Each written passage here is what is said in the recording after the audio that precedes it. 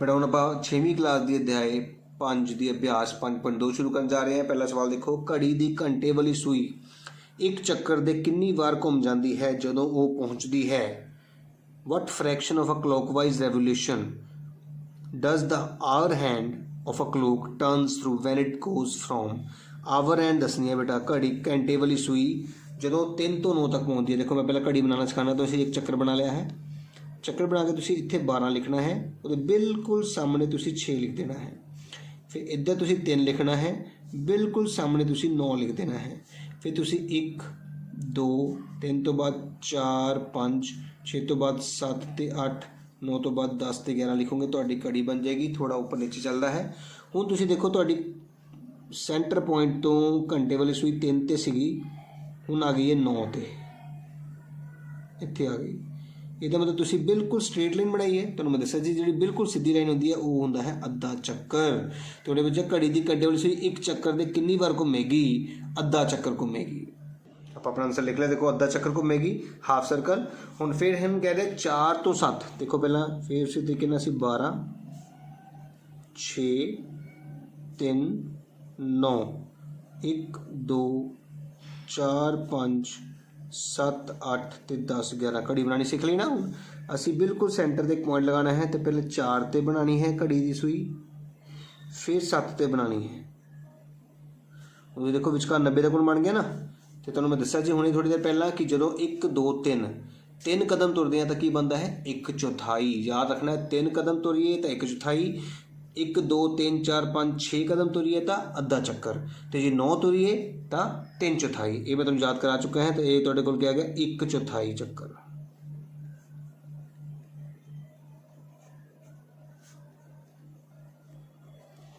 तुहाडा आंसर आ गया है। इंग्लिश विच की लिखांगे असी 1/4 सर्कल।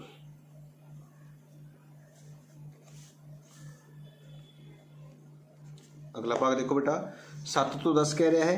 फिर असी उसी तरीके नाल इत्थे 12 6 3 9 1 2 4 5 7 8 ते 10 ते 11 घड़ी बना ली है। हुण असी अपने बिंदु तो 7 ते एक लाइन ले आंगे।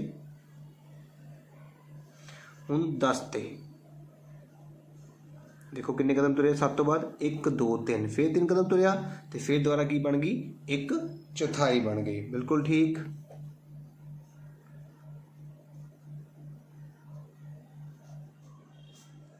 गल मेरी समझ आ रही है बेटा सारिਆਂ ਨੂੰ कि जेकर तुसी याद रखना है 3 कदम तुरोगे तो 1/4, 6 तुरोगे तो अद्धा चक्कर, तो जे 9 कदम तुरोगे तो 3/4।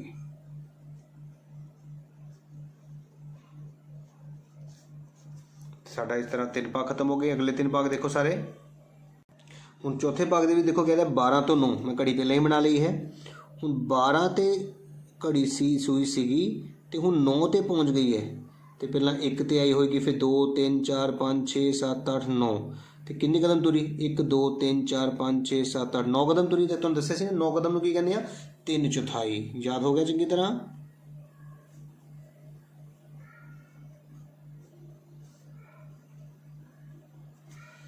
इंग्लिश में असीं लिखांगे 3/4।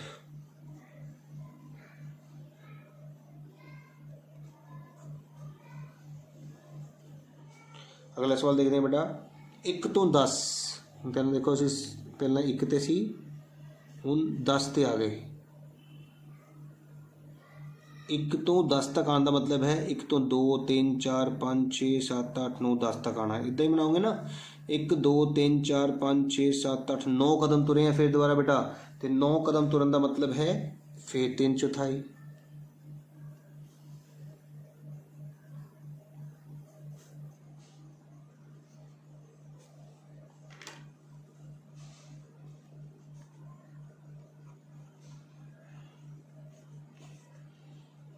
उम्मीद है तुहानूं समझ आ रहा होगा। अखीरला 6वां भाग ध्यान देखना सारे ने। 6 तो 3 बेटा ध्यान देखो, 6 ते सीगी घड़ी की सूई, हुण 3 ते आ गई। उठी थोड़ा तुरेगी। 6 तो बाद पहले 7 बजे, फिर 8 9 10 11 12 13 इस तरह बजूगा ना। 11 12 1 2 तो कितने कदम तुरे 1 2 3 4 5 6 7 8 9 कदम का मतलब है 3/4।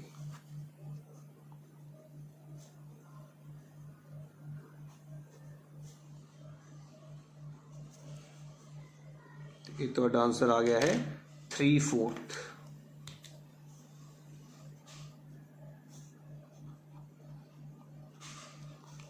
तो इस तरह साडा पहला सवाल बेटा खत्म हो गया है, जिस विच सानू पूछा गया सीगा कि जेकर तुसी घड़ी दे विच घंटे वाली सूई 3 ਤੋਂ 6 तक आती है या 6 ਤੋਂ 3 तक आती है तो कितना चक्कर चलेगी। तो मैं तुहानू सिंपल तरीके नाल समझाया है, याद रखना है जे 3 कदम चलेगी तो 1/4 सर्कल, याद रखना इस गल का। जे 6 कदम तुरदे हो तो अद्धा चक्कर, ते जे 9 कदम तुरदे हो तो 3/4 चक्कर। बस इस गल का ध्यान रखो तो कोई सवाल गलत नहीं होगा। अगला सवाल देखने जा रहे हैं। दूजे सवाल च कह रहे कि एक घड़ी की सूई कित्थे रुक जाएगी जेकर वह where will the hand of a clock stop. हुण देखो पहले घड़ी पूरी कर लीए, इत्थे असीं 12 लिखांगे, इधर असीं 6, इधर असीं 3, ये बिल्कुल सामने 9।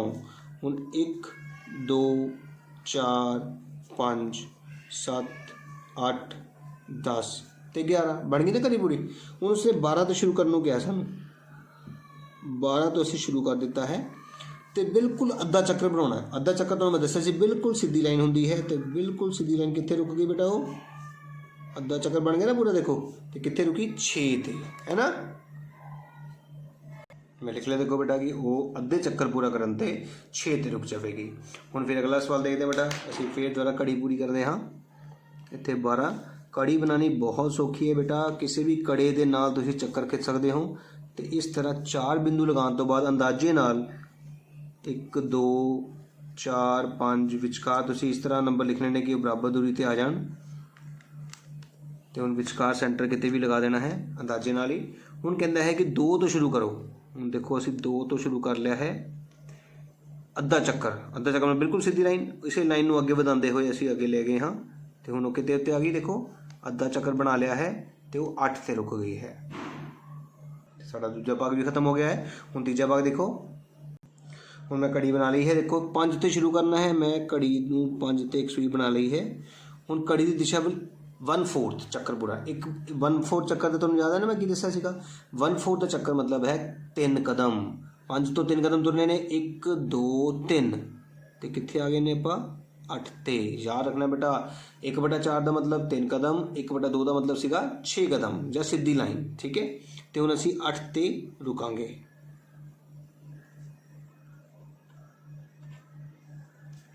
Stop at 8। आ गया समझ बेटा। अगला सवाल देखते हैं। 5 तो शुरू करना है, देखो फिर असीं 5 तो शुरू कर लिया है, लेकिन चलना कितना है 3/4। 3/4 मतलब कितने कदम 9 कदम। चंगी तरह तुहानूं याद हो गया चुका है, बिल्कुल वधिया। 1 2 3 4 5 6 7 8 9 मतलब कित्थे आ गए ने तुसीं 2 ते आ गए हो। इस गल का ध्यान रखना है। एरो 5 तो 8 गए सीगे, इत्थे 5 तो 2 गए हाँ, तो कितना लिखांगे 2 ते रुकेगी। उम्मीद कर रहे हैं तुहानूं चंगी तरह समझ लग गया होगा कंसैप्ट। मैं दोबारा दस रहा, जदों भी तुसीं अद्धा चक्कर तुरना है तो 6 कदम, 1/4 3 कदम, 3/4 9 कदम। तो इस तरह साडा जिहड़ा दूजा सवाल है बेटा, तीजा सवाल भी खत्म हो चुका है। हुण अगला सवाल करन जा रहे हैं। तीजे सवाल च कह रहे तुसीं किस दिशा वल देख रहे होवोगे जेकर तुसीं शुरू which direction will you face if you start facing. पूरब वल देख रहे हो ਅਤੇ घड़ी की दिशा वल अद्धा चक्कर पूरा करो। तो पहला आप डायरैक्शन बना लीए ईस्ट वैसट नॉर्थ साउथ वाली। हुण देखो असीं डायरैक्शन बना ली ने ईस्ट वैसट नॉर्थ साउथ पूरब पश्चिम उत्तर दक्षिण। हुण असीं पूरब वल देख रहे हैं, देखो पूरब वल मैं एरो लगा लिया है कि मैं इत्थे देख रहा हाँ। हुण घड़ी की दिशा विच अद्धा चक्कर, अद्धा चक्कर का मतलब हुंदा है पूरा 2 समकोण दसे ना, एक राउंड पूरा अद्धा हो गया ना चक्कर। देखो अद्धा चक्कर बन गया ना। हुण मैं कित्थे देख रहा, देखो ये लाइन किहड़ी है पश्चिम वल देख रहे हैं। फिर की लिखांगा, पश्चिम वल देख रहे होवांगे। तो ਅਸੀਂ बेटा अपना आंसर लिख लिया है कि जे ਅਸੀਂ पूरब ਵੱਲ देख रहे ਹੋਵਾਂਗੇ तो अद्धा चक्कर कड़ी की दिशा ਵੱਲ ਚੱਲਾਂਗੇ ਤਾਂ ਅਸੀਂ ਵੈਸਟ डायरैक्शन ਜਾਂ पश्चिम ਵੱਲ ਦੇਖਾਂਗੇ। ਹੁਣ अगला सवाल देखो, पूरब ਵੱਲ ਅਸੀਂ पूरब ਵੱਲ फिर देख रहे हैं। देखो इधर पूरब ਵੱਲ मैं एरो लगा लिया है। तो कड़ी की दिशा ਵੱਲ एक पूरा तो फिर अद्धा। देखो पहला एक चक्कर पूरा करते हैं, इधरों शुरू किया, ये देखो मैं पूरा एक चक्कर इत्थे पहुँच गया, फिर अद्धा फिर लगाना है। तो देखो फिर अद्धा लगान जा रहे हैं, ध्यान देखो, फिर अद्धा चक्कर इत्थे आ गया। मेरी गल समझ आई बेटा? पहला देखो पूरा चक्कर लगाया है, जितों शुरू किया उत्थे ही खत्म हो गया, फिर अद्धा होर लगाया तो हुण मैं फिर इहदे विच आ गया। देखो पश्चिम दिशा वल आ गया हाँ, तो पश्चिम वल अपने आंसर लिख लिया सी कि पश्चिम वल असी देख रहे होवांगे। अगला सवाल देखो बेटा, हुण कहता है कि पश्चिम वल देख रहे हो। देखो मैं पश्चिम वल एरो लगा लिया है, पश्चिम वल देख रहे हो। कड़ी की उलट दिशा बेटा, कड़ी की सही दिशा होंगी है, देखो इधर इदा इदा घूमती ना कड़ी, 12 1 2 3 4 5 6 है ना, उलट दिशा इदा हो गई। हुण कड़ी की उलट दिशा में 3/4 मतलब चक्कर का 3 हिस्से, पहला हिस्सा, दूजा हिस्सा, तीजा हिस्सा, इत्थे तक जाना बेटा। देखो 3/4 का मतलब होंदा है 4 हिस्सों के 3 हिस्से तक मूव करना। तो हुण असीं कित्थे पहुँच गए बेटा? उत्तर वल। फिर आंसर किस लिखांगे आपां? उत्तर वल। तो इसे अपना आंसर लिख लिया बेटा। देखो नॉर्थ डायरैक्शन। इसी तरह अगला सवाल देखा जा रहा है, ध्यान देखो, हुण दखन वल, साउथ वल। देखो बेटा इधर मैं एरो लगा लिया है कि मैं इधर देख रहा हाँ, तो एक चक्कर ही पूरा कर दो कहता। हुण एक चक्कर तुसी पूरा करना है, इधरों शुरू किया तो ये चक्कर खत्म हो गया। हुण चक्कर पूरा करने लिए कोई डायरैक्शन की लोड़ नहीं होंदी कि वो किस तरह करना है। घड़ी की दिशा वल जाओगे तो भी जितों शुरू किया उत्ते खत्म करोगे, तो घड़ी की उलट दिशा में जाओगे तो भी जितों शुरू किया उत्ते ही खत्म होगा। इस करके असीं जिथे सीगे उत्थे ही देखांगे, मतलब दखन वल ही देख रहे होवांगे।